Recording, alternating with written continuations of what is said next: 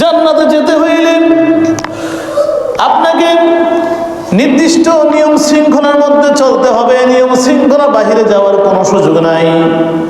সকাল থেকে বিকেল, বিকেল থেকে সকাল পর্যন্ত নির্দিষ্ট নিয়মের বাহিরে যাওয়ার কোনো সুযোগ নাই। ইচ্ছা হইলে ঘুমিয়ে থাকা যায় না, ইচ্ছে করলে মিথ্যা কথা বলা যায় না, ইচ্ছে করলে সুদ খাওয়া যায় না, ইচ্ছে করলে ঘুষ খাওয়া যায় না। অত্যন্ত কনকনে শীত, ফজরের আযান হয়ে গেছে, ইচ্ছা করলে শুয়ে থাকা যাবে না, উঠতে হবে, কষ্ট স্বীকার করতে হবে। এই জন্য জান্নাতের পথটা কষ্টের পথ, কিন্তু জাহান্নামের পথটা কষ্টের পথ না, আনন্দের পথ।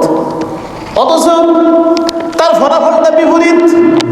যে জাহান্নামের পথটা আরামের পথ, আনন্দের পথ, কিন্তু সেই জাহান্নামে যাওয়ার পরে বিপদ, মহা বিপদ। আর জান্নাতের পথ কষ্টের পথ, পরিশ্রমের পথ, কিন্তু সেই পথটা ফাড়ি দিয়ে যখন জান্নাতে যাইবেন তখন সেই জান্নাতটা হবে মহা সুখের জান্নাত। সুবহানাল্লাহ। আমার আল্লাহ বলেন, জান্নাতটা হয়েছে এমন একটা জায়গা, সেইখানে এমন এমন নেয়ামত রাখা হয়েছে কোনো চক্ষু কখনো দেখে নাই, কোনো কান কখনো শুনে নাই, কোনো অন্তর কখনো কল্পনাও করতে পারে নাই। এত নেয়ামত আমার আল্লাহ জান্নাতে রেখেছেন। সুবহানাল্লাহ।